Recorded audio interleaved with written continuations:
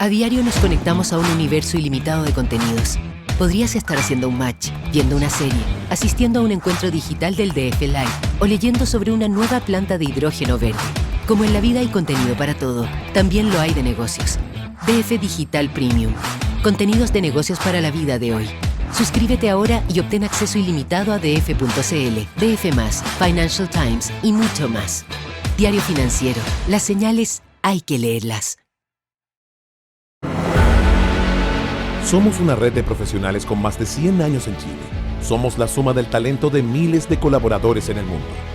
Día a día construimos una ruta de valor, cimentada en la excelencia y centrada en las personas, generando confianza para hoy y mañana. Nos hacemos cargo de los grandes desafíos que se están produciendo en el mundo. Creemos en la palabra equipo, porque solo un trabajo colaborativo convierte los sueños en proyectos y los proyectos en realidad. ¿Estás listo para marcar una diferencia y crear valor para un mundo distinto? Nosotros sí. Buenos días. En conjunto con el Diario Financiero, les queremos dar la bienvenida a esta quinta charla de la comunidad tributaria, donde junto con Natalia Núñez, abogada de Tax Compliance, les daremos a conocer, o más que conocer, vamos a dar una mirada general del proyecto de ley que se está discutiendo hoy en el Congreso en relación a lo que es la reforma tributaria. Esta va a ser una primera charla de tantas que vamos a dar en relación a esta materia y por lo tanto la idea del día de hoy es dar una mirada general para efectos de poder ir en detalle, ¿no es cierto?, en las próximas comunidades tributarias lo que trae este proyecto de ley, que en verdad da harto que discutir. Igual tenemos varias dudas en relación a la redacción de este proyecto, entonces la idea de esta primera charla es entregarles un conocimiento global y general de las materias que se están discutiendo. Bueno. Bueno, buenos días a todos. La idea, como dice Andrea, justamente es hacer una presentación general de los temas que aborda la reforma. Hay muchos temas, además de los ya mencionados por el gobierno en las presentaciones públicas que se han hecho. Cuando uno va leyendo el proyecto, tiene hartos detallitos que no han sido mencionados y por lo tanto tampoco se entiende o se sabe muy bien a dónde apuntan. Entonces la idea es un poco mencionarlos, ponerlos sobre la mesa para que lo tengan en el radar y como dijo Andrea, en las próximas charlas vamos a ir haciendo ya temas más específicos y de detalle para poder analizar. Gracias, Natalia. Comenzamos con la presentación. Temas que vamos a tratar el día de hoy. En principio, bueno, vamos a conversar y darles a conocer las principales modificaciones que se están discutiendo en relación al Código Tributario. Vamos a hablar las modificaciones que muestra el proyecto de ley en relación a lo que es la ley de la renta, específicamente el artículo 14 de la ley. Y finalmente les daremos a conocer las modificaciones que se están discutiendo en relación a la ley del IVA. ¿Ya? Comenzaremos con Código Tributario y le cedo la palabra a Natalia.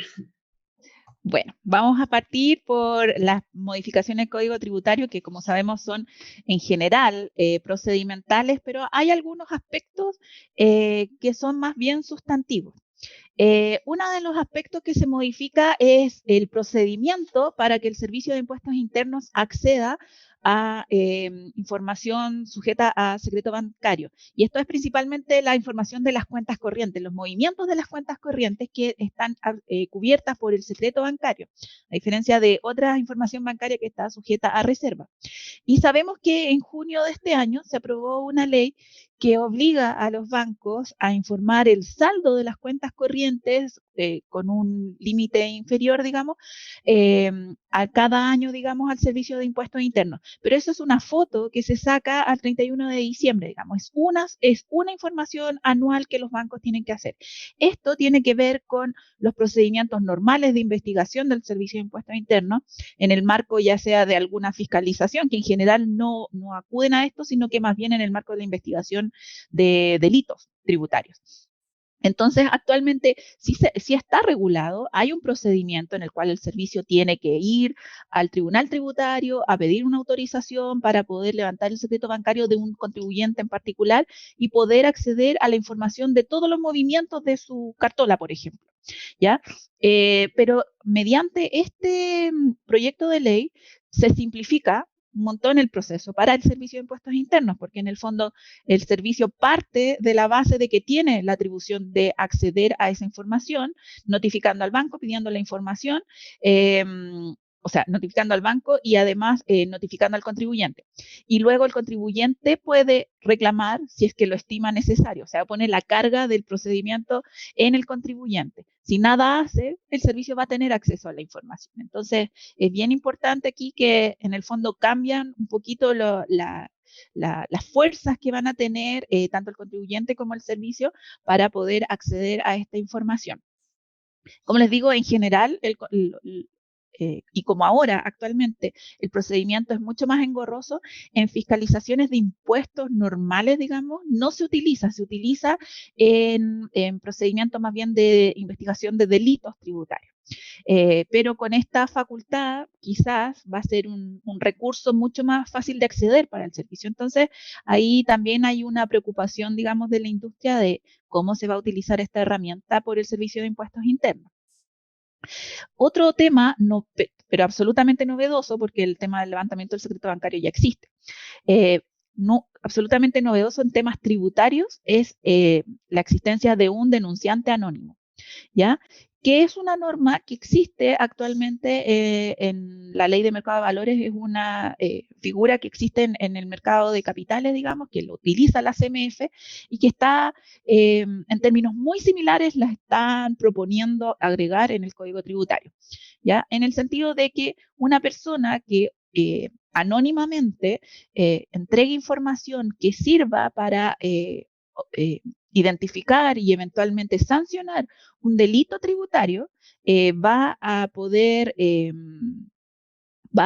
incluso acceder a un premio que corresponde a un 10% de la multa que el servicio en definitiva aplique, ¿ya? Y si es la misma persona que es la que cometió la eventual infracción, va a poder tener como una especie de atenuante o incluso eximente de su delito tributario. Como les digo, esta figura está pensada en el marco de la CMF, de la Comisión para el Mercado Financiero, y por lo tanto para sujetos regulados. Ya es un universo de personas mucho más acotados. Entonces ahora están poniendo una norma en los mismos términos, pero para una entidad que fiscaliza a la generalidad de las personas, digamos, en Chile. O sea, completamente distinto el universo de eventuales sujetos de denuncia. Y ahí hay varios temas, porque esto obviamente que se superpone o no tiene ningún resguardo con respecto a eventuales secretos profesionales, obligaciones de confidencialidad en el marco de una relación laboral, no distingue, digamos, no hace ninguna referencia a ese tipo de obligaciones. Entonces, desde ya también es una facultad bastante amplia y que ya existe. Es súper importante destacar esto. En la página del Servicio de Impuestos Internos, actualmente cualquier persona puede hacer denuncias de forma anónima y eso ya existe, no tiene ningún premio y en general el servicio toma esas denuncias y las fiscaliza. Pero ahora con el objetivo de detectar delitos tributarios, se establece este incentivo adicional que vamos a ver cómo se termina regulando, porque la redacción que se propone en el proyecto es bastante escueta por ahora. Dale, o sea, podemos avanzar con el slide. Otro tema en temas de código tributario que yo creo que es el que más ustedes han escuchado es que se modifica la norma general antielusión. Nosotros tenemos actualmente en nuestro código tributario una norma antielusión que está regulada tanto en su definición en los artículos 4 bis y siguientes, en sus sanciones, en el procedimiento de declaración, y que en la práctica si bien el Servicio de Impuestos Internos tiene un departamento específico en la Subdirección de Fiscalización encargado de la aplicación de la norma antielusión, que responde las preguntas sobre norma antielusión, etcétera, no han habido requerimientos a un tribunal tributario para declarar la aplicación de esta norma. Lo que se ha señalado por el Servicio de Impuestos Internos es que ha tenido aplicación en el procedimiento administrativo y han logrado diversas conciliaciones y por lo tanto sí ha tenido aplicación la norma en la redacción actual y ha sido bastante efectiva y además tiene un efecto disuasivo importante porque desde que se incorporó esta norma y entró en vigencia en el año 2015 la mirada sobre todo sobre los asesores tributarios, las planificaciones, etcétera, ha sido más preventiva, digamos, sabiendo la existencia de esta facultad.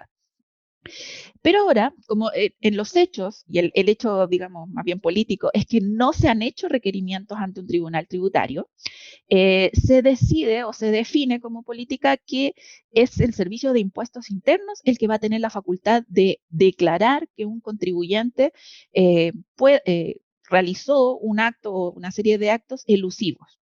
Y eso obviamente tiene varias consecuencias. Primero porque con cierta razón, digamos, los contribuyentes están un poco recelosos en el sentido de que es una herramienta muy importante, un garrote, digamos, súper fuerte que se le entrega al Servicio de Impuestos Internos, que sabemos que en general puede ser muy criterioso, pero a veces hay fiscalizadores que a veces son un poco discrecionales y que en general a veces pueden ir con un poquito el tejo pasado, y la declaración de que un contribuyente realizó una acción elusiva, por más que después yo vaya al tribunal y prevalezca, digamos, y reviertan la decisión, el momento en que yo recibo esa declaración puede ser fatal, o sea, a nivel reputacional, público, etcétera, puede tener grandes consecuencias.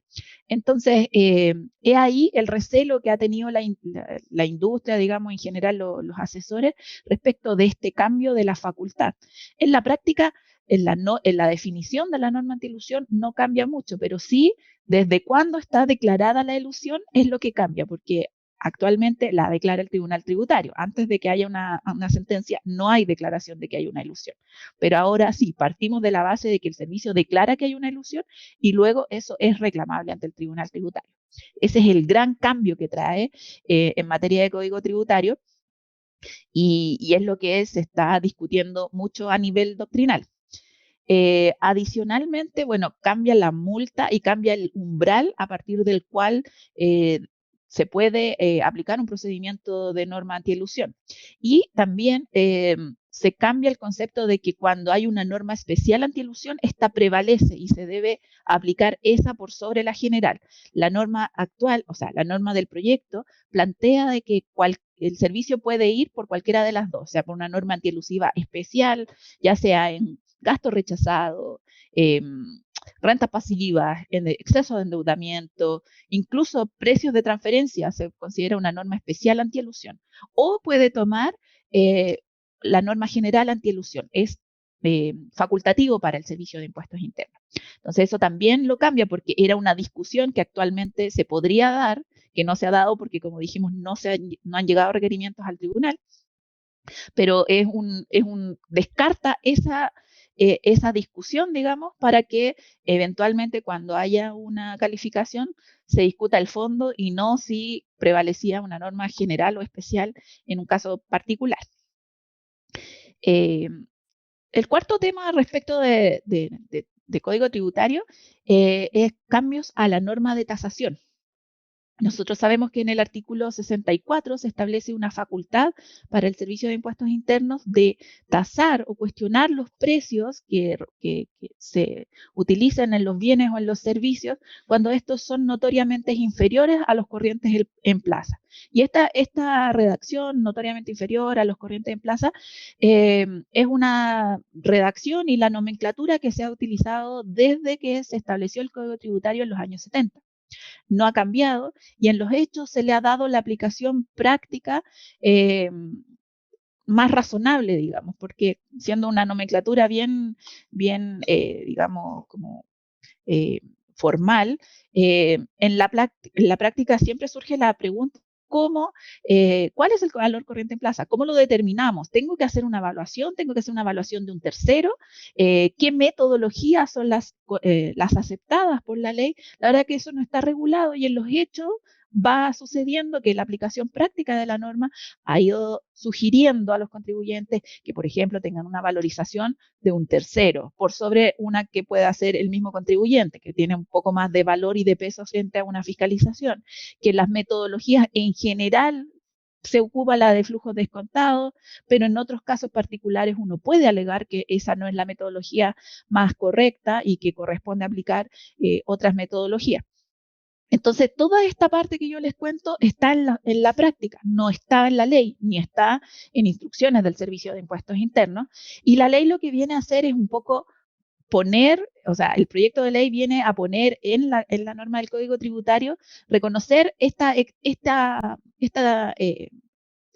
discusión o esta aplicación práctica de la norma de tasación, poniendo en la ley de que existen estas metodologías y que en general se ocuparán estas o estas otras u otras que el contribuyente pueda explicar, digamos. Entonces, en lo sustancial, no hay una modificación propiamente tal respecto de la aplicación de la norma de tasación, simplemente se aclara o se pone en la ley los procedimientos que actualmente ya se están aplicando en los hechos.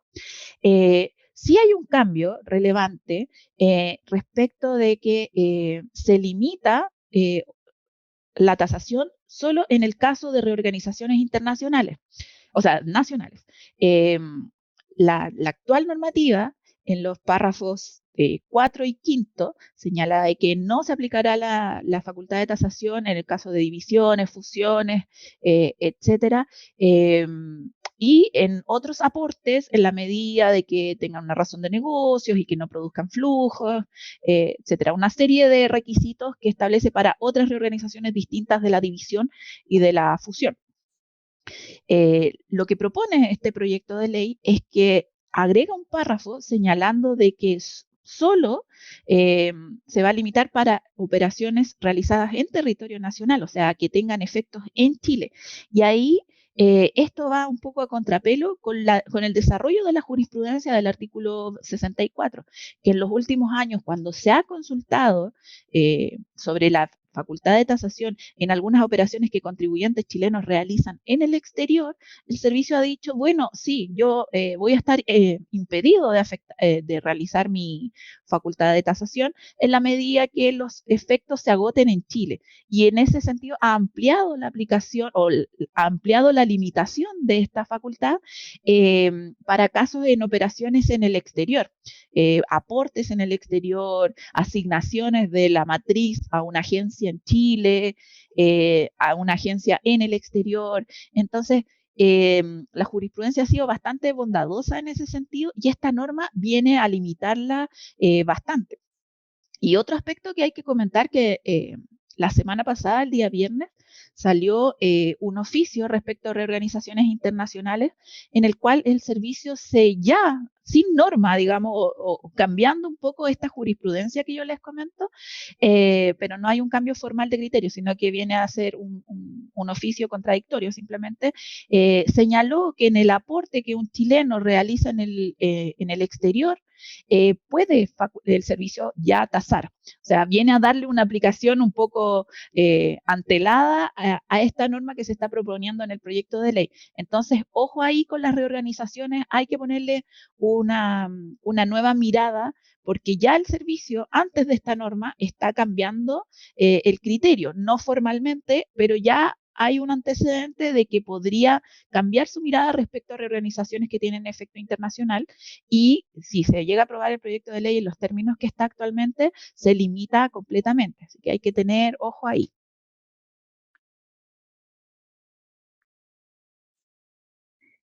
Y los dos últimos puntos de temas de código tributario tienen que ver con facultades también del Servicio de Impuestos Internos en relación a la fiscalización. Hace algunos años, en algunas de las últimas reformas, que hemos tenido muchas, se había ordenado el tema de quién es competente para realizar una fiscalización. Sucede mucho que los contribuyentes se cambian de domicilio y eso les hace cambiar la jurisdicción o la unidad a cargo del contribuyente, ¿cierto? Entonces, ¿qué pasaba si justo el contribuyente había sido notificado? Pero después se cambia de domicilio, ¿quién continúa la fiscalización? ¿Quién tiene la facultad de emitir una liquidación o una resolución? Eso había quedado regulado en la última reforma tributaria y en el año 2000, en la del 2014, señalando de que se entiende de que fija la competencia la citación, básicamente. Entonces, la citación es el elemento en el cual se fija la competencia, y si no hay citación, la verdad es que el director que corresponde al domicilio es el que tiene que continuar o reiniciar una fiscalización en caso de cambio de domicilio. Se habían acotado las facultades que cada director regional tiene. Solamente en casos muy especiales un director regional podía realizar actuaciones para otro contribuyente que no fuera de su jurisdicción. Con esta reforma se vendría a cambiar completamente el foco, en el sentido de que ya son muchas más las causales que hacen que un director regional tenga facultades sobre contribuyentes que tienen domicilio en otra dirección, en otra jurisdicción. Y en ese sentido, por ejemplo, permite que grupos empresariales eventualmente estén fiscalizados por la misma unidad regional. Entonces, ahí puede haber un reordenamiento incluso de quiénes son las unidades competentes para fiscalizar a los contribuyentes. O sea, ahí están buscando la eficiencia, en el sentido de que muchos grupos empresariales pueden tener muchas operaciones y para que, por ejemplo, el deudor queda fiscalizado por una unidad y el acreedor queda fiscalizado por otra unidad dentro de un mismo grupo empresarial. Eso pasa actualmente. Entonces la idea es que a partir de la aprobación de esta norma se pueda un solo director o una sola unidad con una mirada más global pueda fiscalizar a los contribuyentes. Adicionalmente, se incorporan ciertas obligaciones para el contribuyente, para el Servicio de Impuestos Internos, en el sentido de mantener instalaciones para realizar las actividades de declaración, de fiscalización, etcétera, porque sabemos que en los hechos el Servicio de Impuestos Internos está funcionando bastante en forma remota. Dan audiencias por Teams, cuesta agendar reuniones presenciales con los fiscalizadores porque no van presencial todos los días, como la mayoría de las empresas. Entonces, la verdad, y es que los contribuyentes están realizando todas sus trámites, o la mayoría de sus trámites, se realizan en forma online a través de la página web de cada contribuyente. Y en ese sentido, como obliga al contribuyente a tener los medios tecnológicos, también esta ley viene un poco a equiparar la situación. Quizás en Santiago o en otras partes puede ser de perogrullo, pero en regiones y en zonas extremas es más difícil la conectividad. Entonces, obliga a esas unidades regionales y a esas unidades locales a tener los medios para que un contribuyente vaya a la oficina y pueda realizar todos los trámites tributarios en las oficinas del Servicio de Impuestos Internos. Y en esta misma línea también se cambia el foco, en el sentido de que actualmente existen las notificaciones por correo electrónico, son voluntarias, el contribuyente puede inscribirse en el sistema y puede desinscribirse en cualquier momento, pero mientras esté inscrito prevalece el correo electrónico. Y si no está inscrito, el primer medio de comunicación del Servicio de Impuestos Internos con los contribuyentes debería ser una notificación por cédula. Esto es, o sea, bueno, primero la personal, obviamente, pero después viene la por cédula, y esa vendría siendo la general, que es la comunicación que se deja en el domicilio del contribuyente, ¿ya? En la pandemia hubieron muchos casos de contribuyentes que fueron notificados con las oficinas cerradas, y eso hizo que se le pasaran todos los plazos para contestar citaciones, liquidaciones, y a vuelta de la pandemia durante el año 2021 y 2022 hubieron una cantidad enorme de RAFs con F, haciendo presente de que pasaron todos los plazos para reclamar o para poder presentar antecedentes en actos administrativos que fueron notificados físicamente en las oficinas del contribuyente y de las que nadie tuvo conocimiento. En vista de eso, y de que la tendencia obviamente es a realizar los trámites online y las comunicaciones con el servicio están siendo online, y también desde el punto de vista del Servicio de Impuestos Internos es importante proteger también a sus trabajadores y que no hagan tantas gestiones físicas o presenciales y que puedan realizar las gestiones más comunes, digamos, vía online, es que se pone como primera opción, o el Código Tributario le da preeminencia al correo electrónico. Entonces, esa va a ser la forma de comunicación por regla general con el Servicio de Impuestos Internos, salvo que el contribuyente no haya informado un correo electrónico y que el contribuyente haga presente que tiene acceso limitado, digamos, a medios tecnológicos. Entonces, en la medida que ya hayamos en cualquier declaración de renta, por ahí, donde aparezca un correo electrónico, va a ser una forma de comunicación válida entre el Servicio de Impuestos Internos y los contribuyentes. Así que, de nuevo, hay que darle una nueva vuelta, a ver qué correos electrónicos están informados al Servicio de Impuestos Internos en diversas declaraciones, en alguna declaración jurada o en otras formas, porque ese correo electrónico va a ser válido. Entonces hay que revisarlo, hay que uniformarlo, hay que revisar los sistemas para que las comunicaciones lleguen a correos electrónicos válidos, funcionando, ojalá con alguna dirección que gatille múltiples correos electrónicos a diversas personas para que estén en conocimiento y no se vayan a perder las comunicaciones entre el servicio y la empresa. Así que también hay que tenerlo en vista porque es algo que se viene. Se reconoce a nivel del Código Tributario la tramitación electrónica. Ya hay la ley, no solamente en materia tributaria, sino que en procedimientos civiles, laborales, etcétera, ya reconoció, ya puso sobre la mesa la tramitación electrónica, y los que son abogados ya deben conocer las oficinas judiciales virtuales. Y en la práctica el Tribunal Tributario está funcionando con una oficina judicial virtual.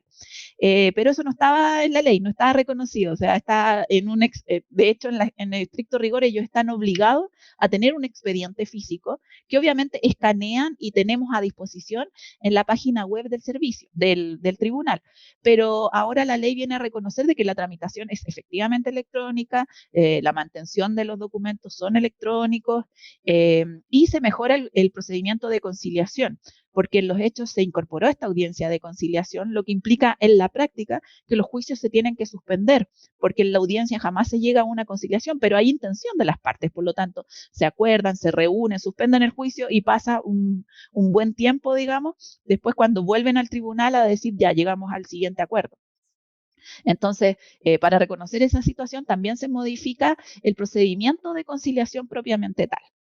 Y finalmente, en temas de multas, por ejemplo, se aplica una tasa menor para las pymes en relación con sus deudas tributarias. El cobro del interés actualmente mensual es de 1,5 para todos, sin distinción. Y el proyecto de ley propone que para las pymes se establece una tasa especial de un 1% mensual y se incentiva el pronto pago, permitiendo la condonación de intereses que se apliquen a las cuotas de un convenio de pago, que actualmente si uno va a una tesorería a hacer un convenio de pago, tienen toda la intención, pero están limitados por las instrucciones y por la ley. Entonces, la verdad es que es muy difícil llegar a convenios de pago que sean pagables, digamos, por los contribuyentes. Entonces, por lo menos para las pymes se contempla esta posibilidad. Igual comentábamos internamente de que, por ejemplo, se menciona a las pymes y no se mencionó a las personas naturales. Entonces, las personas naturales están clasificadas dentro de las personas y pymes, digamos, para efectos del Servicio de Impuestos Internos, por lo menos.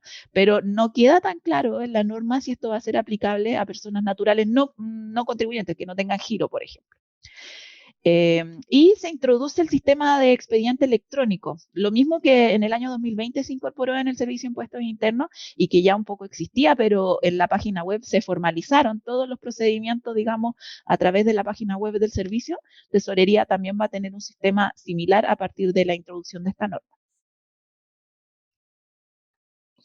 Y creo que con eso pasamos a las modificaciones de la ley de la renta. Las más generales, como lo dijimos, vamos a tratar de ver los temas específicos en una próxima charla. Ahora queremos concentrarnos un poco en los temas de impuestos de primera categoría, ¿ya? Eso va a ser como el foco sin perjuicio de que vamos a mencionar. Igualmente, temas de pyme y de distribuciones de dividendos a grandes rasgos. Gracias, Natalia. Bueno, antes de seguir con la charla, los quisiera invitar a que puedan realizar sus consultas a través del chat. Y bueno, nosotros en la medida en que se vaya desarrollando la charla, vamos resolviendo sus dudas, ¿ya? La idea es que puedan, que quizás a lo mejor no vamos a tener respuesta a todas las preguntas que podrían surgir en esta capacitación, pero son materias que podemos desarrollar y explicar, ¿no es cierto?, con más detalle en las próximas capacitaciones. Pero los invito a que realicen sus preguntas. Bueno, siguiendo en materia, ¿no es cierto?, el proyecto de ley trae modificaciones importantes en lo que es la ley de la renta y en específico al artículo 14 de la ley del IVA y artículo 20 en el sentido de la fijación o lo que se está discutiendo, ¿no es cierto?, para efectos de la tasa de impuesto de primera categoría. Bueno, aquí vamos a mostrar una línea del tiempo que ya la hemos estado viendo en el transcurso de todas estas comunidades tributarias y cada vez se nos incorpora, ¿no es cierto?, un nuevo año, ¿ya? Bueno, vamos a comenzar en el año 2017, entra en régimen, ¿no es cierto?, este régimen semi-integrado y régimen atribuido, ¿no es cierto?, que en verdad lo que hace es que los dueños, ¿no es cierto?, puedan utilizar como crédito una parte del impuesto de primera categoría que es pagado por la empresa. Y bueno, está este régimen atribuido que tuvo vigencia hasta el 2019, en donde los dueños, ¿no es cierto?, tributaban sobre una base atribuida, es decir, la determinación del resultado tributario que obtenían las empresas, ¿no es cierto?, era atribuido a los dueños y los dueños tributaban con el impuesto del global o el adicional. Luego, en 2020, entra en régimen un régimen ProPyme, ¿no es cierto?, en donde en este régimen ProPyme se divide en dos patitas. Uno, un régimen ProPyme general y, por otro lado, un régimen ProPyme transparente, ¿ya?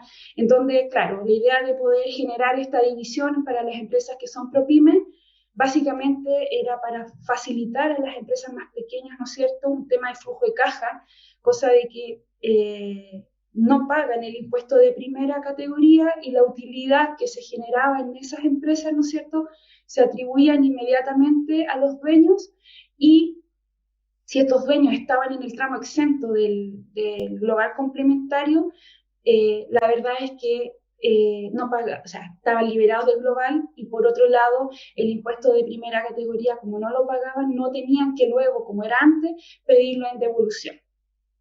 Y bueno, y hoy en día se está discutiendo un sistema tributario desintegrado. ¿Y qué significa esto?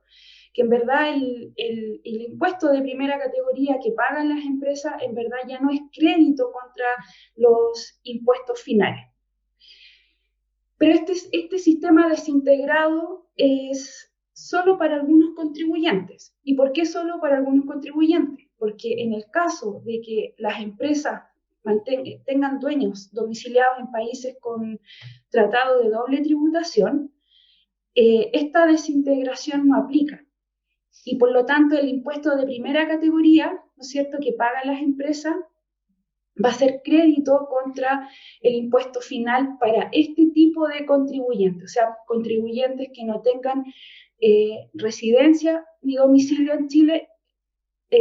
Disculpen, ¿apareció la imagen de Natalia? ¿No? ¿Sigue la presentación? Ah, ya. Perdón. Por lo tanto, ese tipo de contribuyentes que en verdad son dueños, ¿no es cierto?, que son contribuyentes sin domicilio ni residencia en Chile, que estén domiciliados en países con tratado, la verdad el beneficio que tienen es que, claro, el impuesto de primera categoría que es pagado por la empresa es crédito contra los impuestos finales, con algunas particularidades como vamos a ver en el transcurso de la charla. ¿Cuáles van a ser las características de este régimen tributario para empresas que están que son grandes empresas que están dentro del artículo 14, letra A. Uno es la tasa de impuesto de primera categoría que se reduce, ¿no es cierto?, de un 27 a un 25%. Pero además se establece una tasa de impuesto que es un incremento del impuesto de primera categoría de un 2%. Y esta tasa es una tasa que se denomina tasa de desarrollo, que luego lo vamos a explicar en las láminas que siguen, y que corresponde a un 2%. ¿Ya? Como segundo punto, y como ya lo habíamos conversado hace un momento atrás, la tributación de los propietarios va a ser dual. Vamos a convivir con un sistema desintegrado, ¿no es cierto?, para contribuyentes que están domiciliados en Chile y para contribuyentes finales, ¿no es cierto?, que se encuentren, que no tengan residencia ni domicilio en Chile y que estén domiciliados en países sin convenio de doble tributación. ¿Ya?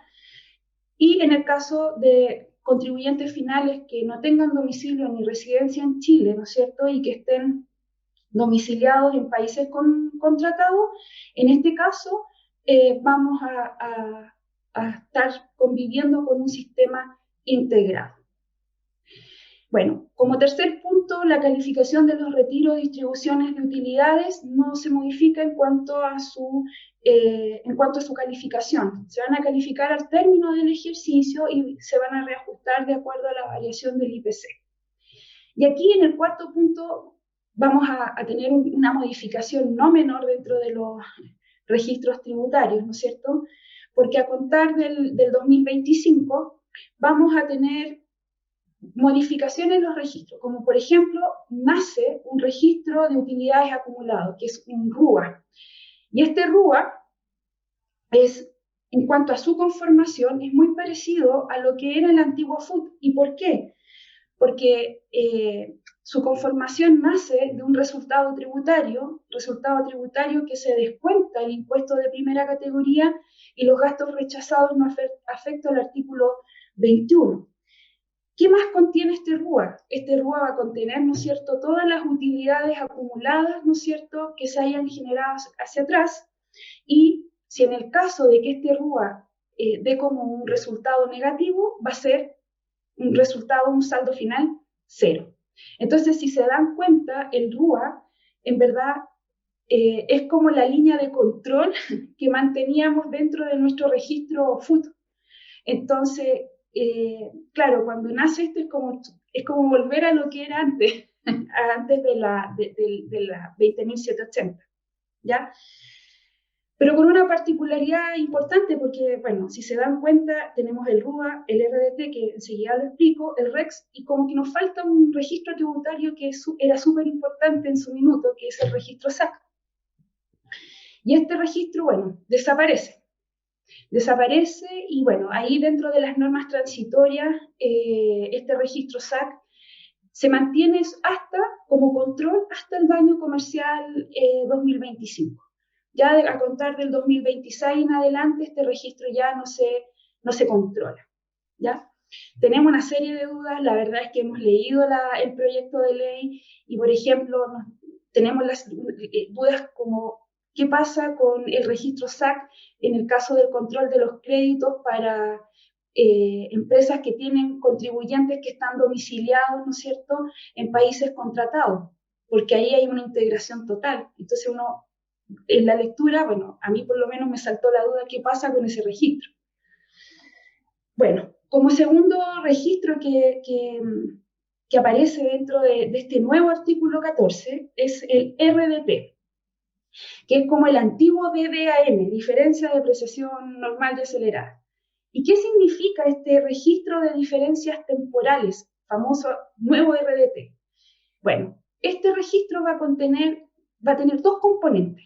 El primer componente va a ser las diferencias de depreciación normal y acelerada, que es lo que hemos mantenido controlado desde siempre, ¿no es cierto?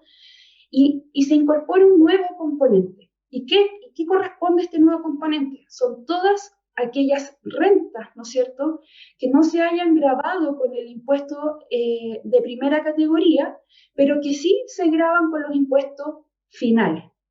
Entonces, aparte de lo que corresponde a esta diferencia de depreciación normal y acelerada, vamos a tener que controlar este segundo componente, que son todas aquellas rentas, ¿no es cierto?, que no se grabaron con el impuesto de primera categoría, ¿ya? Y estas rentas obtenidas, ¿no es cierto?, ya sean percibidas o devengadas, me faltó el título, y que, claro, se deben controlar porque están pendientes, ¿no es cierto?, de la tributación a los dueños. Y finalmente vamos a tener un registro REX, que es un registro que ya hemos estado compartiendo con este registro ya un par de años, ¿no es cierto?, en donde la composición de este registro no se modifica, ¿ya? Las modificaciones van a venir en otro sentido en cuanto al orden de imputación, pero no en cuanto a la conformación o alguna modificación que trae, ¿no es cierto?, este registro de rentas exentas e ingresos no constitutivos de renta.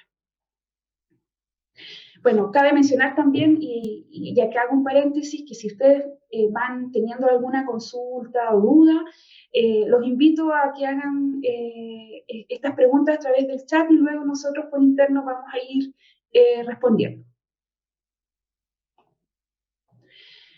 Bueno, vamos a ir ya un poquito más en detalle de lo que corresponde a este régimen tributario del artículo 14, letra A.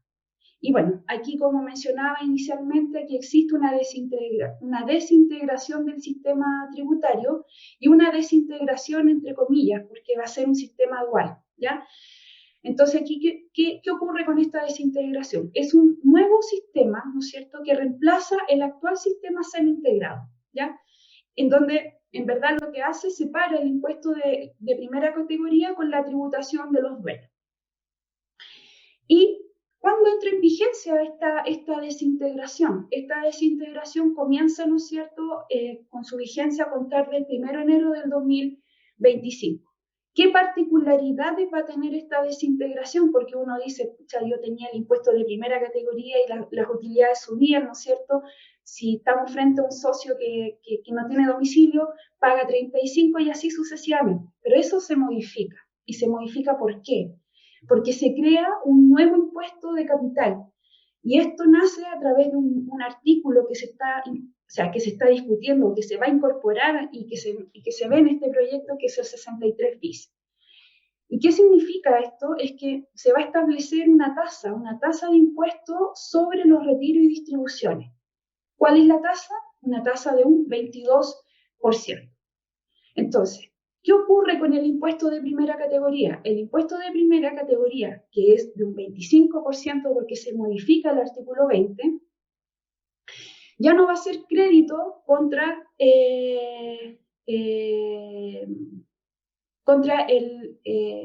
los impuestos finales. Y bueno, se mantiene la cláusula Chile para países con convenio, y aquí hay un tema de redacción que lo estuvimos discutiendo en su minuto con Natalia, porque cuando uno lee el 63 bis, menciona de que aquellos contribuyentes que tengan, o sea, que son contribuyentes finales y que estén domiciliados en países contratados, ¿no es cierto?, la tasa de impuesto adicional que va a afectar estos retiros corresponderá a un 35%. Pero tiene una particularidad porque dice, se va a aplicar un 35% y usted se va a poder dar como crédito el impuesto de primera categoría. Pero este crédito, sí. Si quieres, ahí te apoyo, Andreita. Bueno, hola, buenos días a todos. Lo importante aquí es que la redacción de la norma del artículo 63 bis, que menciona que va a estar este tratamiento especial para los contribuyentes domiciliados en países donde exista un convenio para evitar la doble tributación vigente, y guardemos ese detalle porque también lo tenemos que comentar. En ese caso, en la medida que el convenio considere el convenio estipule que el impuesto de primera categoría va a ser crédito contra los impuestos finales. Y ahí técnicamente ningún convenio estipula o considera o establece una tributación local. Simplemente los convenios, a través de la cláusula Chile, que puede estar en el cuerpo de los convenios o puede estar en los protocolos de los convenios, en general establecen que el artículo 10 no se va a aplicar mientras en Chile el impuesto de primera categoría se sirva como crédito contra los impuestos finales. Pero no es que el convenio lo establezca. Entonces ahí la redacción del artículo 63 bis, poniendo como condición de que el convenio establezca que el impuesto de primera categoría se va a dar de crédito contra los impuestos finales, es un error técnico que suponemos en algún momento de la discusión parlamentaria va a tener que ser corregido, porque si no, ningún convenio cumpliría esa condición. Ya entendemos que el objetivo es otro, el convenio es en la medida que el convenio contemple esta restricción a la aplicación del artículo 10, no que el convenio establezca el sistema de tributación local. Y lo otro es que menciona que o hace referencia a contribuyentes domiciliados en países con un convenio vigente.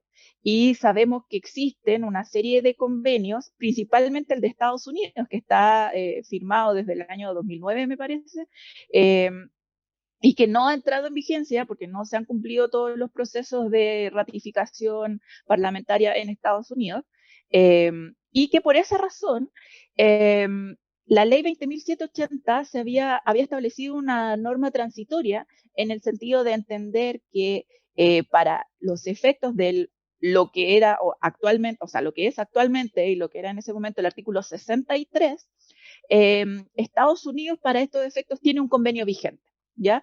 Y por un tema temporal habían quedado fuera, digamos, los convenios de Emiratos Árabes Unidos, que también están suscritos y no vigentes, e India, que a la fecha de la dictación de esa ley estaban suscritos pero no vigentes, ¿ya? Y que en este momento me parece que siguen en ese estado. Entonces, bueno, había toda una referencia especial y particular de normas transitorias que cuando se estableció el régimen de la ley 20.780 permitió mantener la situación de los residentes en Estados Unidos, por ejemplo, principalmente, ese era el principal objetivo. En el proyecto de ley actual no se hace ninguna referencia a esta situación de los países que tienen un convenio suscrito pero no vigente. Y parece muy importante en el fondo cuando tenemos inversiones importantes desde Estados Unidos o desde India o desde otros países donde el convenio pudiera estar pendiente, por ejemplo, Países Bajos en este momento. Entonces, bueno, también es algo que se ha levantado al Ministerio de Hacienda y que esperamos que se corrija en alguna indicación durante la tramitación parlamentaria. Gracias, Natalia. Bueno, entonces aquí hay un punto súper importante en este sistema de desintegración que son aquellos contribuyentes, ¿no es cierto?, que están domiciliados en países contratados y bueno, y ahí Natalia nos explicó con detalle, ¿no es cierto?, qué ocurre con este tipo de contribuyentes. Y bueno, y un punto no menor es que existe un aumento en el tope del crédito del I+D, ¿no es cierto?, que el tope llega hasta las 45.000 unidades tributarias. Bueno, ya habíamos mencionado de que producto de la desintegración nace un impuesto a las rentas del capital. Impuesto de las rentas del capital que se discute, ¿no es cierto?, a través del artículo 63 bis. Y bueno, ¿cuáles son las particularidades de este nuevo artículo 63 bis? Bueno, vamos a ir por orden y ordenando, ¿no es cierto?, la redacción de este famoso artículo. En principio, ¿a qué contribuyentes afecta este nuevo impuesto a las rentas del capital? Y son todos aquellos contribuyentes de impuestos finales, ¿no es cierto?, que declaren el impuesto de primera categoría en base a renta efectiva según contabilidad completa y sujetan las disposiciones del artículo 14 letra A. 14 letra A, que en verdad son todas aquellas empresas que, ¿no es cierto?, estaban en el antiguo régimen semi-integrado y que ahora forman parte de este nuevo artículo, ¿no es cierto?, con esta desintegración que estamos conversando. La tasa de impuesto va a ser de un 22% y ese 22% va a estar aplicado a las rentas del capital. Y rentas del capital se entiende por todas aquellas rentas, ¿no es cierto?, que a cualquier título se retiren, remesen o distribuyan, ¿ya? Y bueno, el tercer punto es un punto que ya acá Natalia nos estuvo explicando qué ocurre, ¿no es cierto?, con aquellos contribuyentes finales domiciliados en países con convenio. Y en este caso, ¿no es cierto?, los retiros, remesas o distribuciones van a estar grabados con una tasa del 35% con derecho al crédito por el impuesto de primera categoría.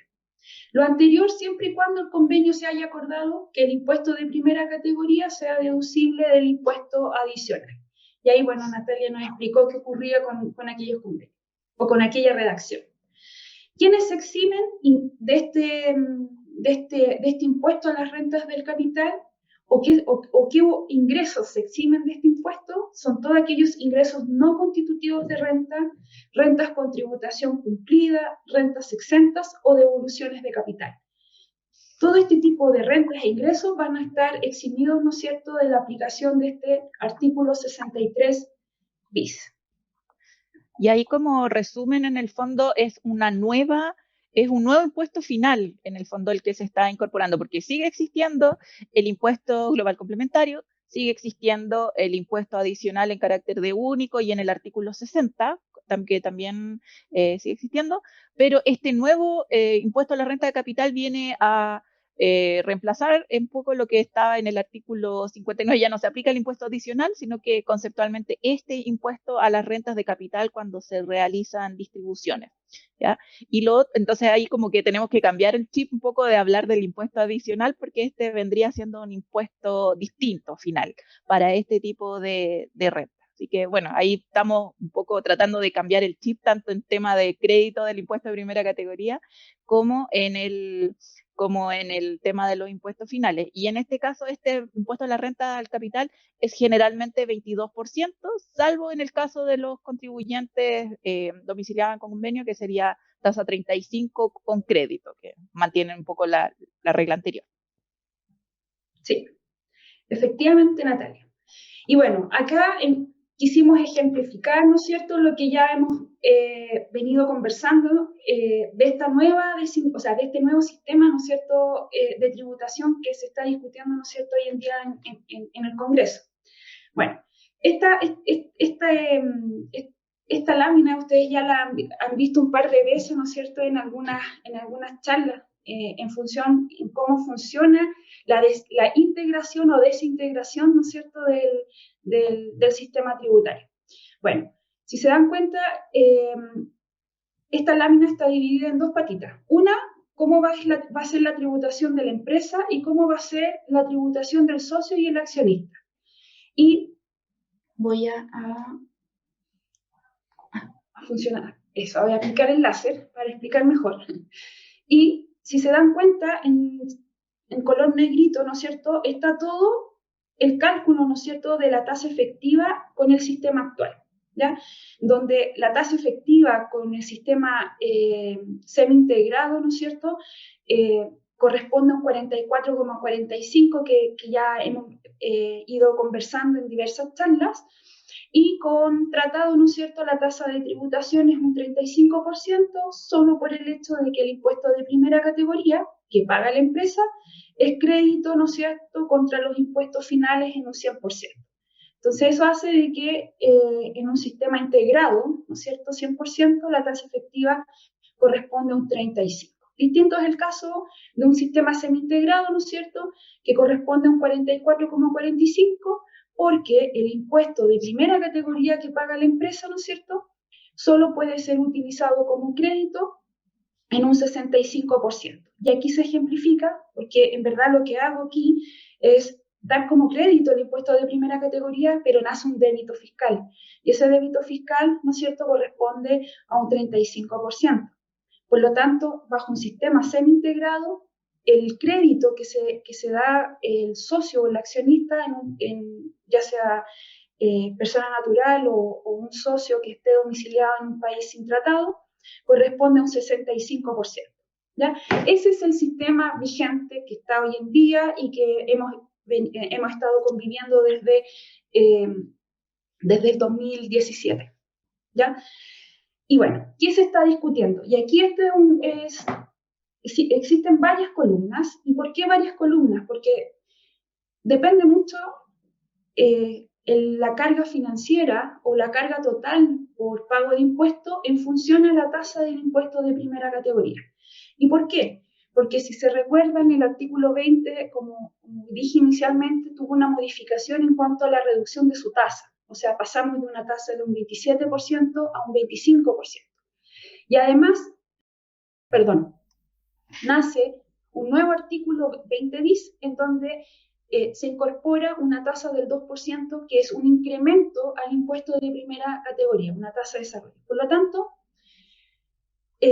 aquí lo que vamos a ejemplificar en la primera columna es en el caso de un sistema desintegrado, que está sin tratado y la tasa corresponde a un 25%. ¿Y por qué un 25% y no un 27% por este incremento del 2%?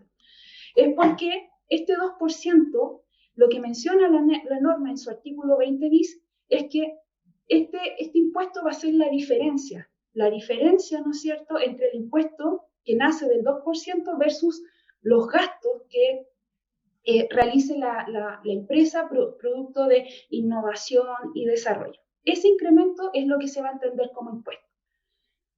En este ejemplo, no hay incremento porque los gastos financiaron completamente, ¿no es cierto?, este 2% que es una tasa de desarrollo, y por lo tanto la tasa corresponderá a un 25%. Entonces, tenemos una utilidad, aplicamos la tasa del 25 y llegamos a una utilidad neta de 7.500 pesos. Si se dan cuenta, tenemos la distribución de utilidades y el accionista, aplicando la desintegración, no se da como crédito el impuesto de primera categoría y aplica, y bueno, y acá está lo que menciona Natalia, pusimos tasa withholding tax, pero aquí debería decir tasa también a las rentas del capital. Aplicamos una tasa del 22% y aplicamos un impuesto de 1.650 pesos. Por lo tanto, si uno analiza la carga tributaria total, ¿no es cierto?, si sumamos los 2.500 más los 1.650, tenemos una carga tributaria total, ¿no es cierto?, de 4.150, con una tasa efectiva de un 41,5%. Por lo tanto, esta vendría siendo la tasa efectiva o la carga tributaria total, ¿no es cierto?, en el caso de una empresa que financia, ¿no es cierto?, este 2% con sus gastos de desarrollo e innovación, y hace que su tasa de impuesto aplicable, ¿no es cierto?, a estas rentas del capital sea de un 22% y un impuesto de primera categoría de un 25%. ¿Qué ocurre en un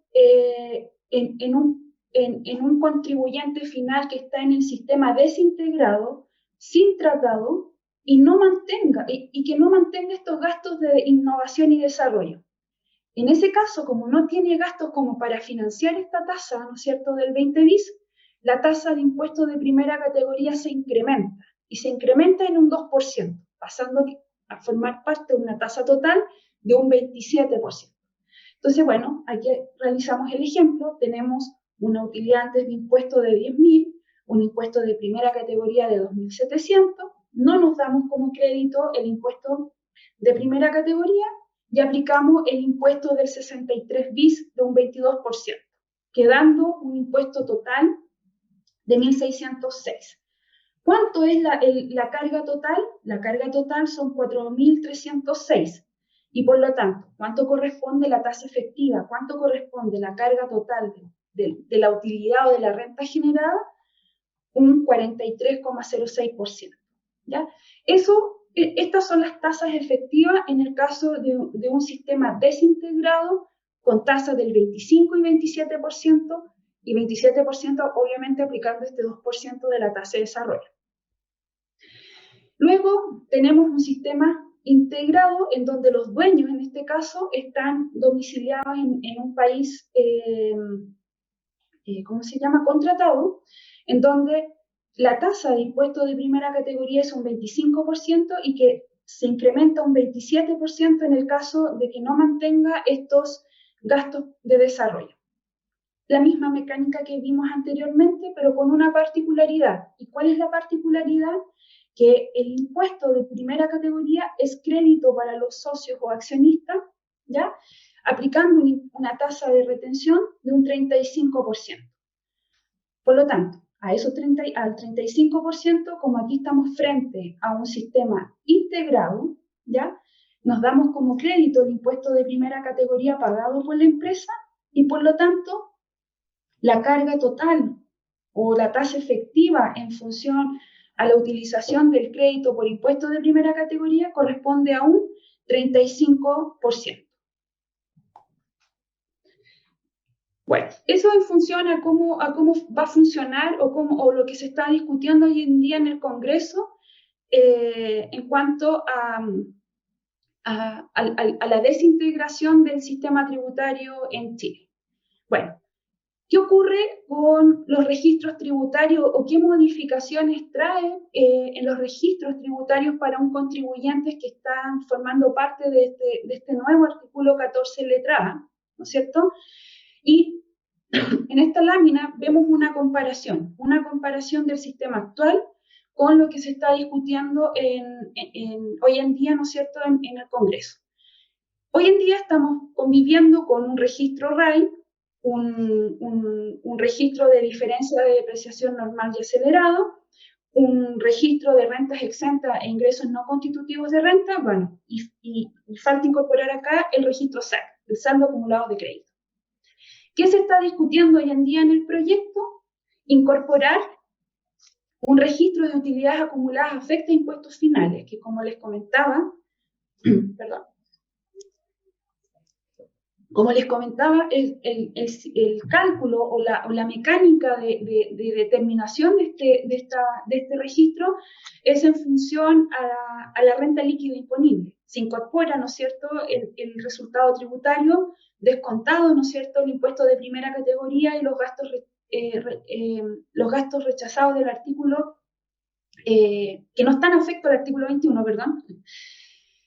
Y se incorpora también lo que es los saldos acumulados de estas rentas o de estas utilidades acumuladas afecta impuestos finales. ¿Qué otro registro? Como ya bien mencionamos hace un ratito atrás, vamos a tener este registro de diferencias temporales que, como bien dije hace un rato, va a estar conformado por dos componentes. Uno, por la diferencia de depreciación normal y acelerada, y como segundo componente vamos a tener las rentas o las utilidades, ¿no es cierto?, que no se afectaron con el impuesto de primera categoría, pero que sí van a estar grabadas con los impuestos finales. Y finalmente vamos a tener lo que son las rentas exentas e ingresos no renta. Ahora, ¿desde cuándo vamos a partir con estos registros? Porque vamos a tener un híbrido. En las normas transitorias, en verdad, lo que menciona es que vamos a estar conviviendo con un RUA y vamos a estar conviviendo con un RAI. Y estas normas transitorias mencionan que en régimen vamos a estar a contar del año comercial 2028, ¿no es cierto?, con estos registros tributarios, sin estar conviviendo con el antiguo RAI. ¿Y por qué les menciono de que vamos a estar conviviendo con este registro RAI? Porque las normas transitorias mencionan de que el RAI va a estar presente hasta el 2027. A contar del 2028, el registro RAI, ¿no es cierto?, que se mantenga, ¿no es cierto?, como saldo, va a formar parte como saldo inicial de este registro RUA a contar del 1 de enero del 2028. Por lo tanto, si uno piensa que el RAI murió, no es tan así hasta el 2027. En las normas transitorias, en el artículo segundo transitorio, si no mal recuerdo, ustedes pueden visualizar ahí las normas en donde dice de que en este periodo de transición vamos a seguir conviviendo con este registro RAI. Y luego les voy a explicar por qué sigue este registro, ¿ya? Bueno, como se modifica el artículo 14 letra A, ¿no es cierto?, en cuanto al orden de imputación o distribución de las utilidades, ¿no es cierto?,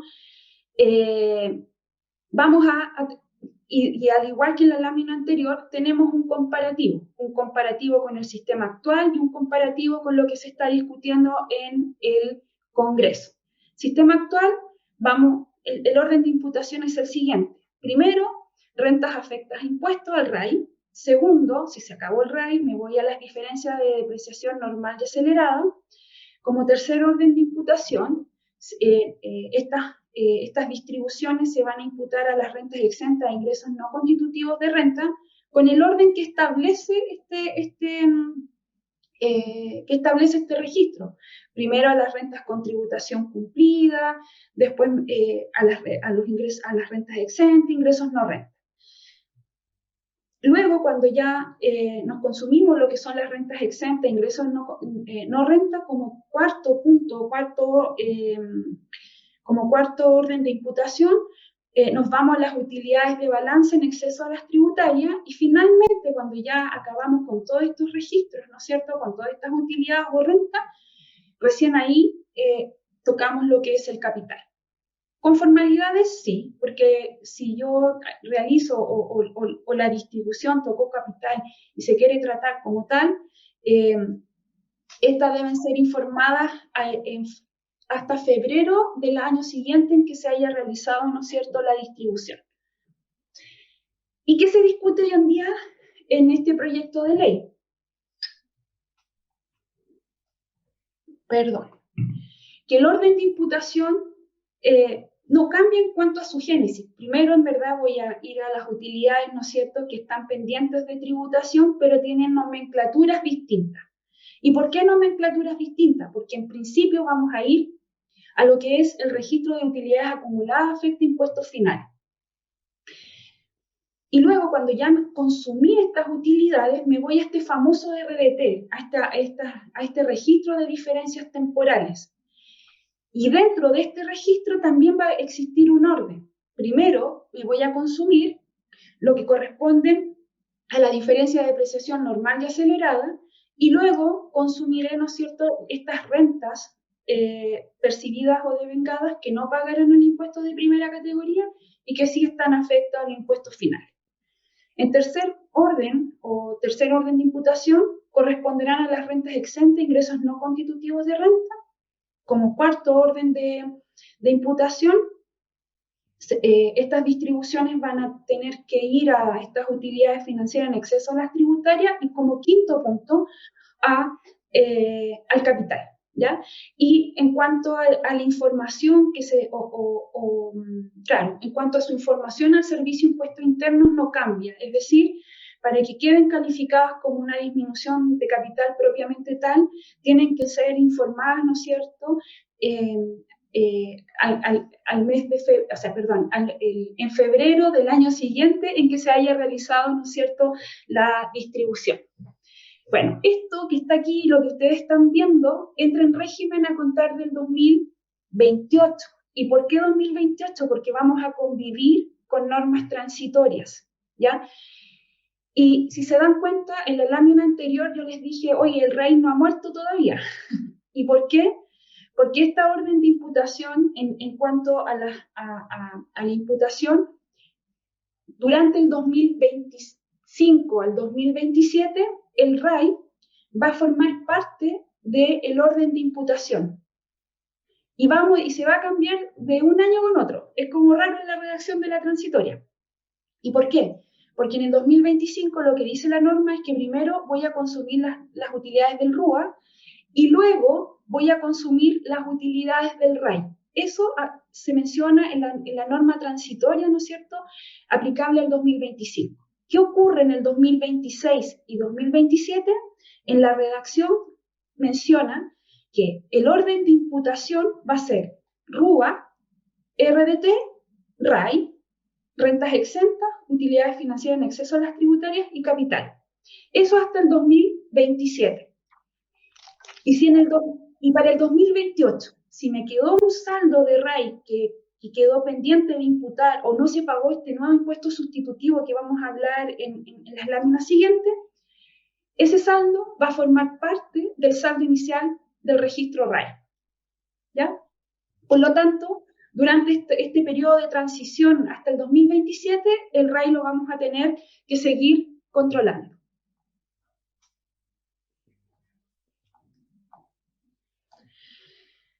Bueno, y producto de lo que se está discutiendo, ¿no es cierto?, dentro del artículo 14, letra A, ¿ya?, se establece dentro de sus numerales un impuesto sustitutivo. Y este es un impuesto sustitutivo al RAI que entra en vigencia, ¿no es cierto?, a contar del 1 de enero hasta el 31 de diciembre del 2027. Y esto es un mecanismo transitorio, como bien dice la lámina. ¿Y por qué transitorio? Porque la norma me permite pagar un impuesto sustitutivo del 10 o del 12%, dependiendo en qué año voy a pagar este impuesto, en función al saldo de RAI que mantenga la empresa, ¿ya? Por lo tanto, si yo tengo utilidades o las bases, ¿no es cierto?, para efectos de aplicar esta tasa del 10%, tengo en el 2022, 2023 o 2024 que se paguen, ¿no es cierto?, en el 2023, 2024, 2025, la tasa que voy a aplicar sobre estas utilidades va a ser un 10%. Es un impuesto sustitutivo a los impuestos, ¿no es cierto? Y por lo tanto, ¿qué se entiende como impuesto sustitutivo? Que estas utilidades van a formar parte del REX. Se van a descontar de tu registro RAI y van a formar parte de este registro REX con una tasa del 10%. Y tiene una particularidad. ¿Y cuál es la particularidad? Que pago el 10 pero no doy crédito. ¿Ya? Sí, aquí es importante mencionar de que, bueno, ya han existido regímenes sustitutivos, digamos, en las últimas 2 reformas tributarias se han establecido este incentivo a pagar impuestos sobre las utilidades acumuladas, de manera de un poco de ir limpiando los antiguos registros RAI, FUT, y en este caso el RAI, ¿ya? ¿Cuál es, entre comillas, el incentivo? Lo que decía Andrea, te están dando una tasa de un 10% único versus la del 22%, que vendría siendo la aplicable según cualquier otra distribución. Entonces, ahí hay un incentivo. El segundo incentivo que no está tocado directamente es sobre la tasa del 1,8 que se va a aplicar sobre los saldos acumulados de utilidades, que se va a aplicar anualmente y que vamos a mencionar anteriormente. En el caso de que uno pague este 10% o este 12%, bueno, estas rentas van a pasar a ser REX y por lo tanto ya no van a quedar afectas a este 1,8 anual que se establece en esta nueva reforma, que está es un impuesto que está en el mismo artículo 14, pero en la letra B. Bueno, la idea es un poco adelantar la tributación. Sin embargo, y aquí ojo con esto, esta norma no establece un orden de prelación preferente como en el caso de los antiguos impuestos sustitutivos que se establecieron.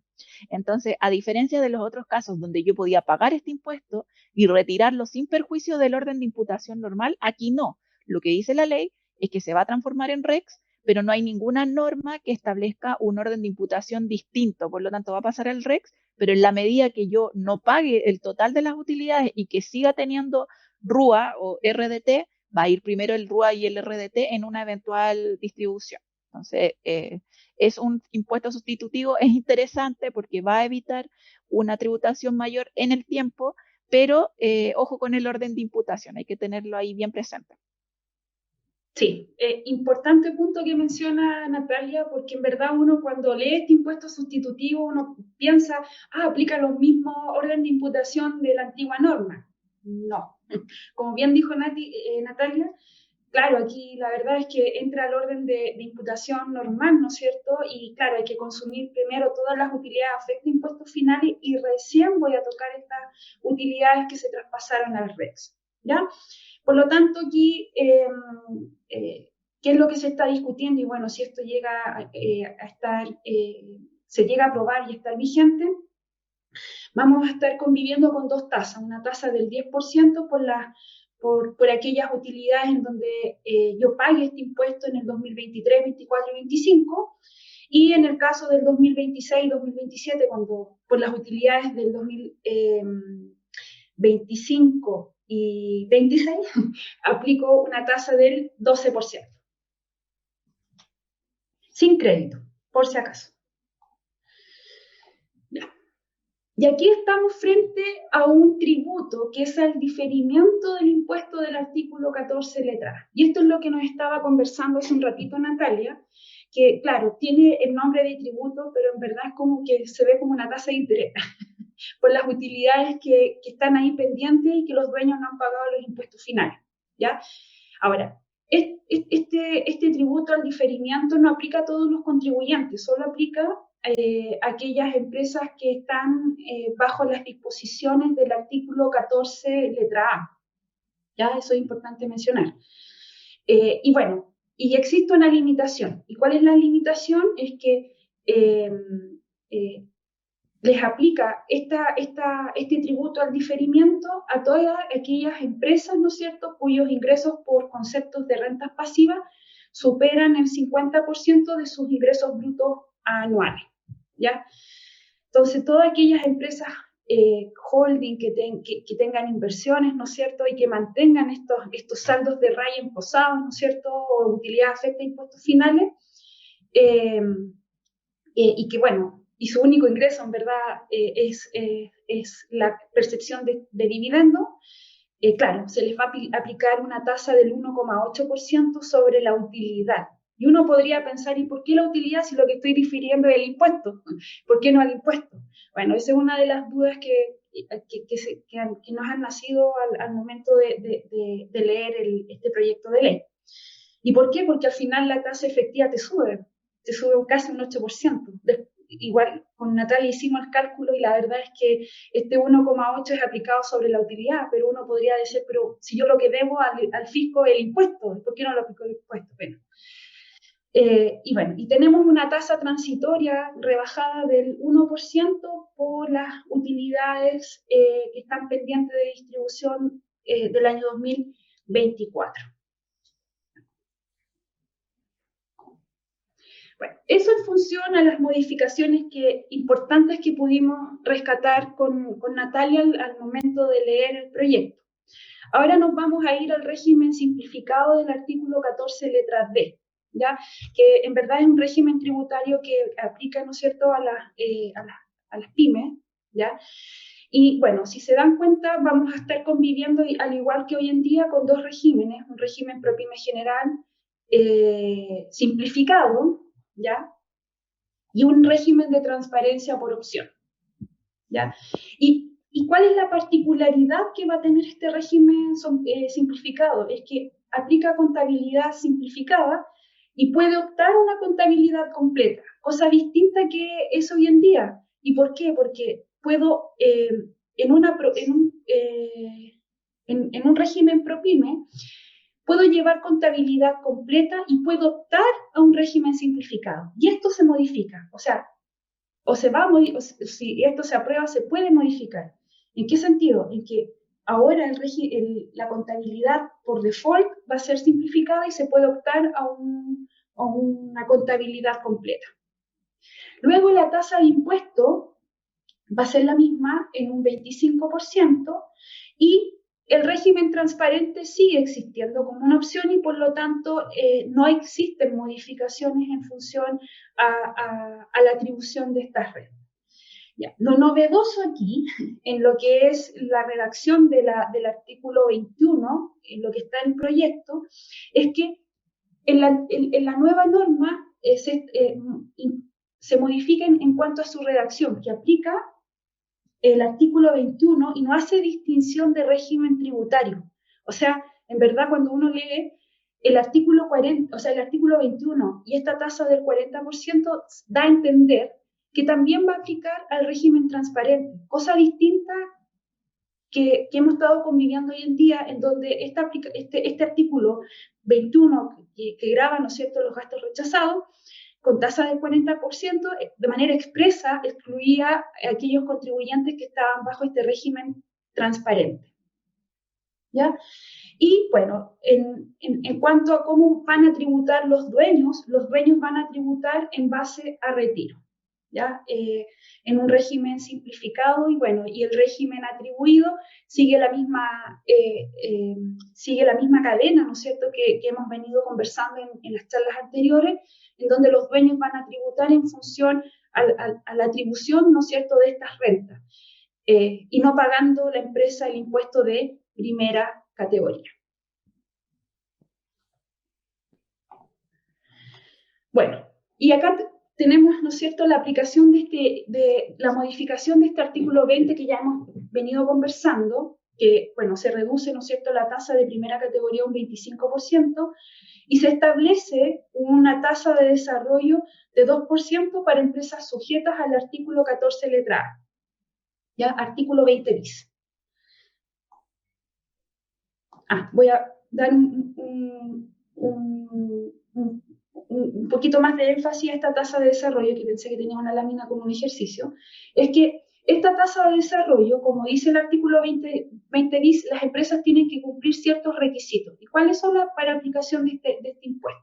Es decir, que esta tasa es un incremento del impuesto de primera categoría, y es un incremento de primera categoría que puede verse disminuido, ¿no es cierto?, en el caso de que la empresa haya realizado gastos por innovación y desarrollo, ¿ya?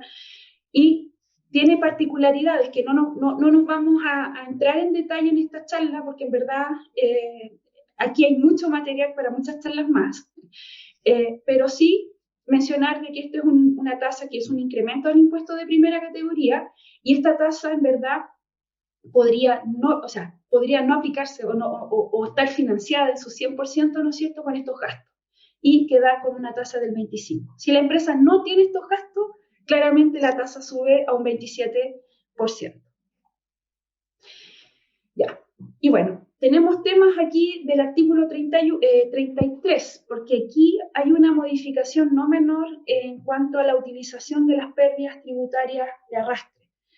Y lo novedoso es que esto queda incorporado dentro del 33 y no se modifica el artículo 31 en cuanto a la limitación de las pérdidas tributarias. Entonces, ¿qué ocurre acá? Que va a haber una limitación en cuanto a un tope que se va a poder imputar a una renta líquida imponible, positiva. Entonces, ¿qué habla el proyecto de ley? Es que por los años 2022 y 2023, la utilización, ¿no es cierto?, corresponderá por el 100%. El 2024, la utilización dentro de los artículos transitorios va a ser un 75% de la renta líquida imponible, o sea, ese es el tope. Y el año 2025 en adelante corresponderá a un 50% de la renta líquida imponible del año. Entonces aquí va a haber un tema financiero también que van a tener que analizar muchas empresas en cuanto a la conformación del impuesto diferido, en cuanto al reverso, una serie de temas que van a nacer producto de esta limitación que se está discutiendo hoy en el Congreso.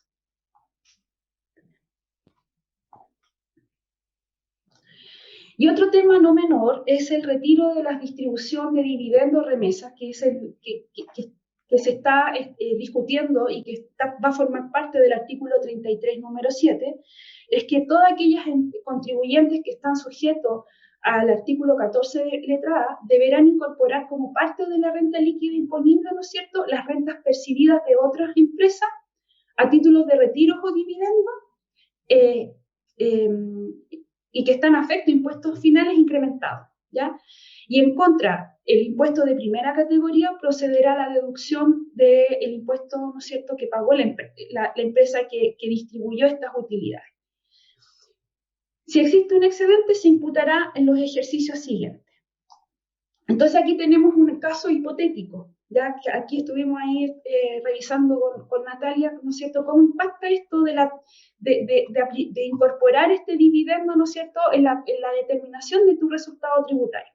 Entonces aquí hacemos un ejemplo, ¿no es cierto?, en donde recibimos un dividendo con tasa del 27% porque la empresa fuente no tenía gastos de innovación y desarrollo, y un dividendo, y otro ejemplo en donde una empresa recibe un dividendo en donde el 2% sí quedó financiado. Por lo tanto, la tasa de impuestos es un 25%. Entonces, ¿qué dice la norma? El artículo 33, número 7, menciona de que yo debo incorporar, esto independiente de lo que establece el artículo 39, que es una deducción en la renta líquida siempre y cuando forme parte de los ingresos de la sociedad. Lo que dice el artículo 33, número 7, es que este dividendo debe incorporarse incrementado.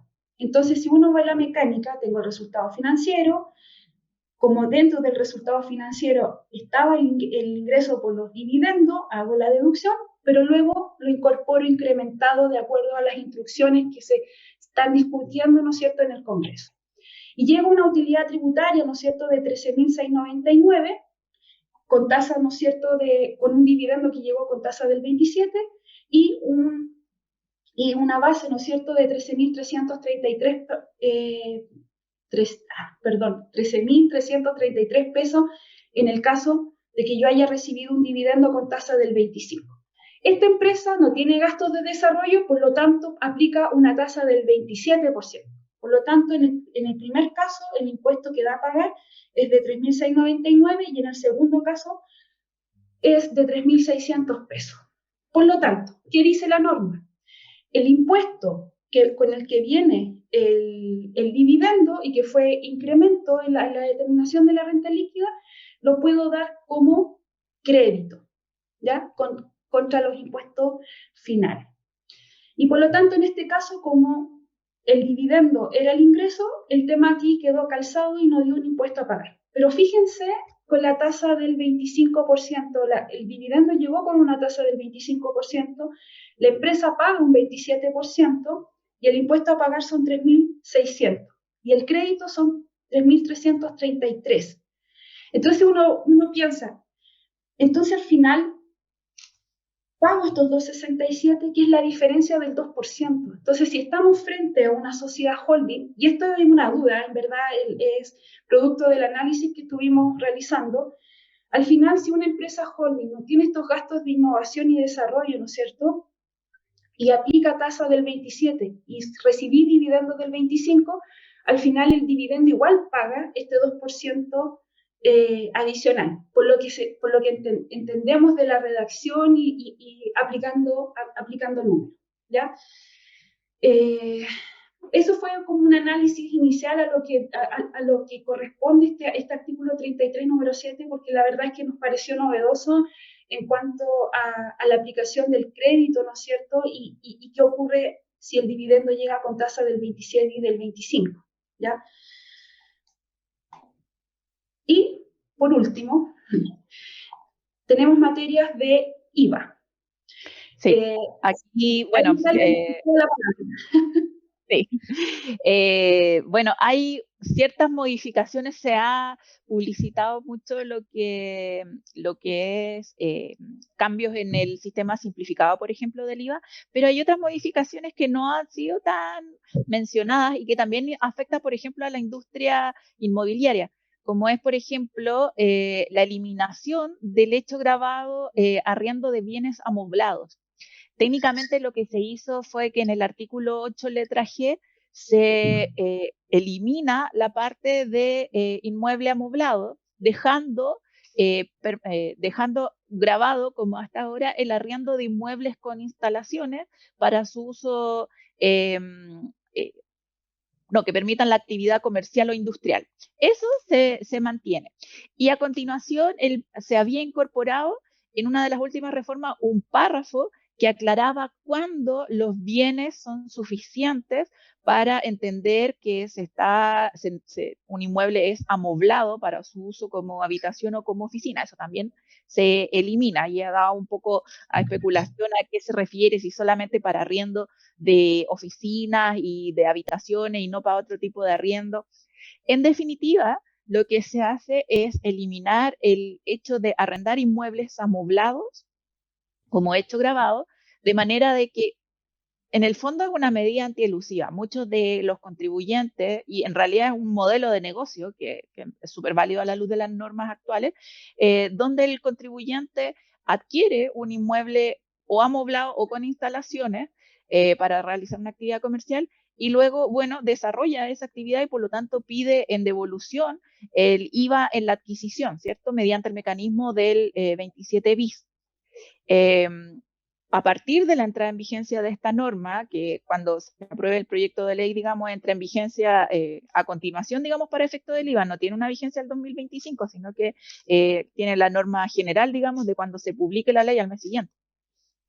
Entonces, ¿qué va a pasar con todos estos contribuyentes que ya pidieron un 27 bis, que tienen una obligación de restitución de este crédito y que a partir de la entrada en vigencia de la norma, no van a tener débitos fiscales. Y pasa mucho que en el caso del arriendo de inmuebles también la base imponible puede llegar a ser cero. Entonces era un beneficio doble, digamos, donde el contribuyente está gravado, pero no tiene débito efectivo y tiene la posibilidad de recuperar el crédito en forma anticipada por el mecanismo del 27 bis, del activo fijo.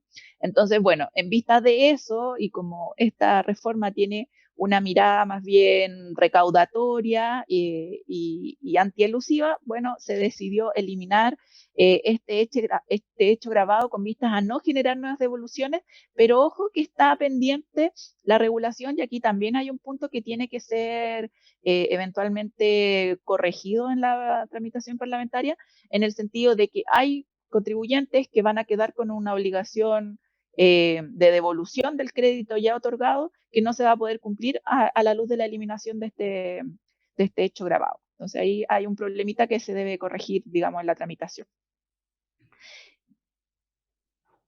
Sí. Sí, ahí voy.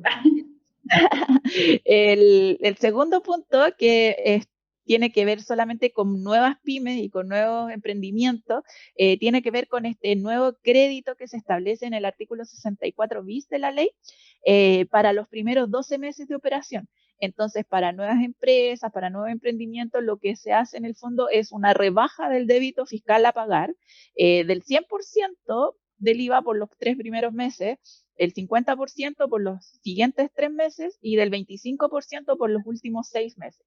Entonces, es una medida que está enfocada a pequeñas empresas, no es de general aplicación, pero que tiene esta mirada de promover los nuevos emprendimientos.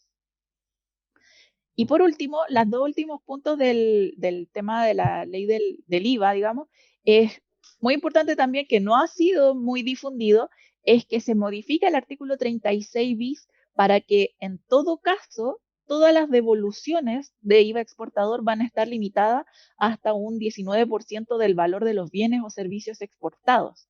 Recordemos que cuando un contribuyente actualmente es 100% exportador, recupera el 100% de los créditos, independiente del monto de la operación que esté realizando en cada mes. ¿Ya? Eso se modifica y se pone esta como norma de cierre, indicando de que en todo caso el límite de la devolución siempre será el 19% del valor de los bienes o servicios exportados. Entonces, de ahora en adelante las devoluciones van a empezar a quedar limitadas al monto de la exportación y eventualmente, temporalmente, se van a extender los tiempos de recuperación para algunos contribuyentes.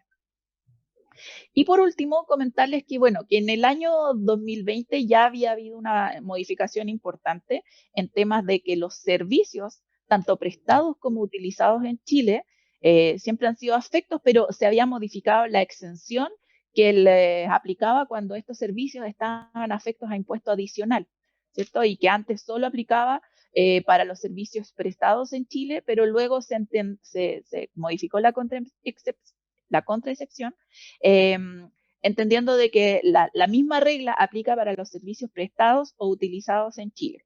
¿Ya?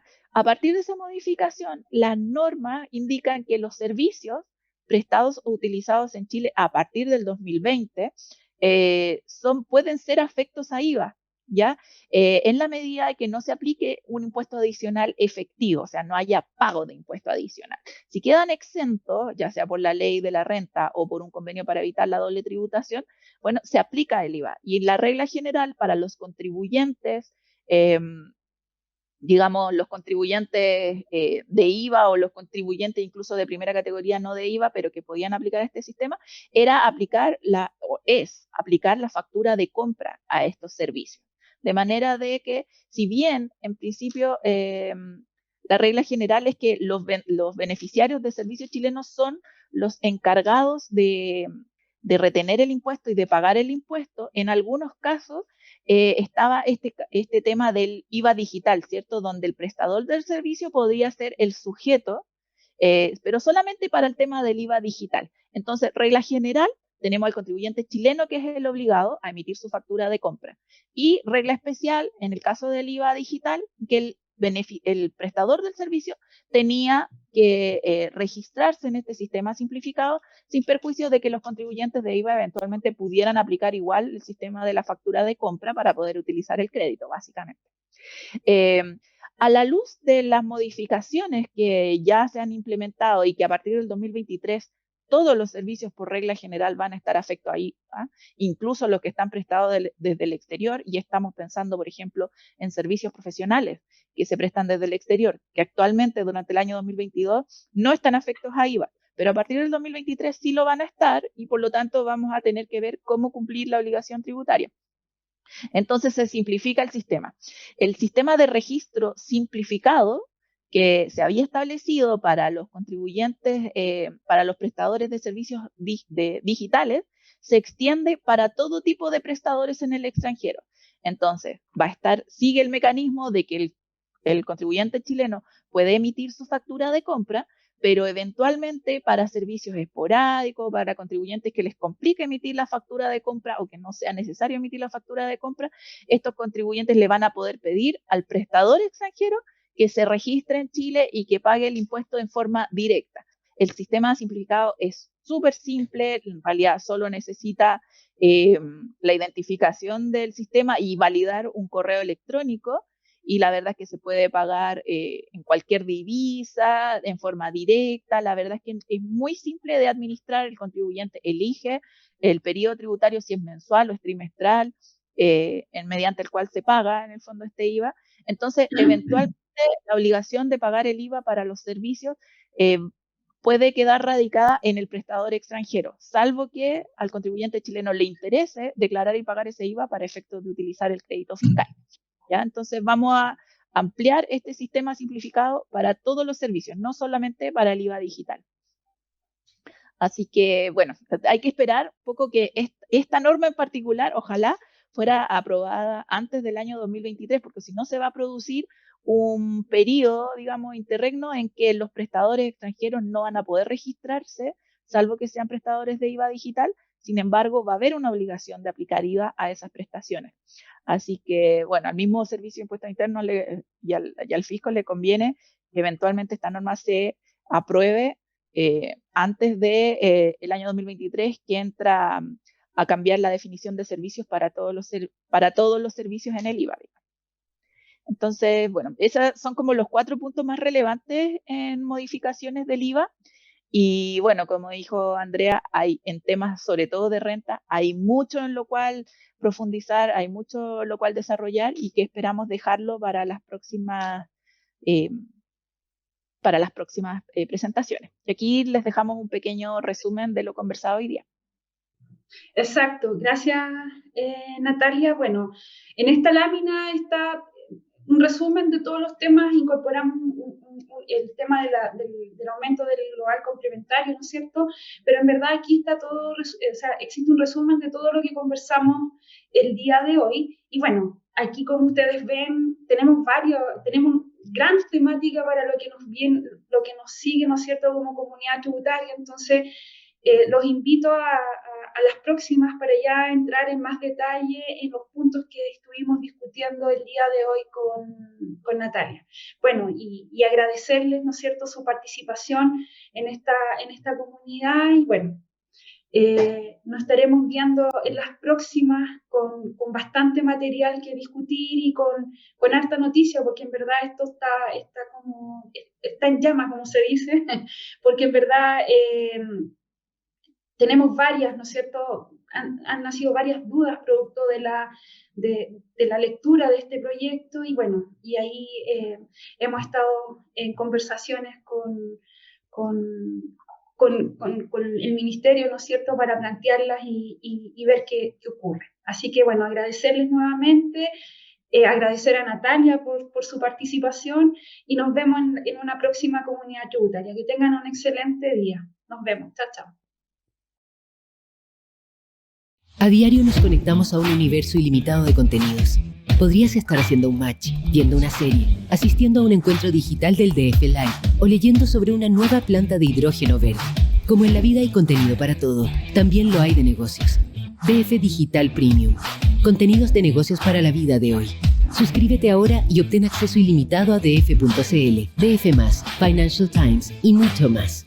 Diario Financiero. Las señales hay que leerlas. Somos una red de profesionales con más de 100 años en Chile. Somos la suma del talento de miles de colaboradores en el mundo. Día a día construimos una ruta de valor, cimentada en la excelencia y centrada en las personas, generando confianza para hoy y mañana. Nos hacemos cargo de los grandes desafíos que se están produciendo en el mundo. Creemos en la palabra equipo, porque solo un trabajo colaborativo convierte los sueños en proyectos y los proyectos en realidad. ¿Estás listo para marcar una diferencia y crear valor para un mundo distinto? Nosotros sí.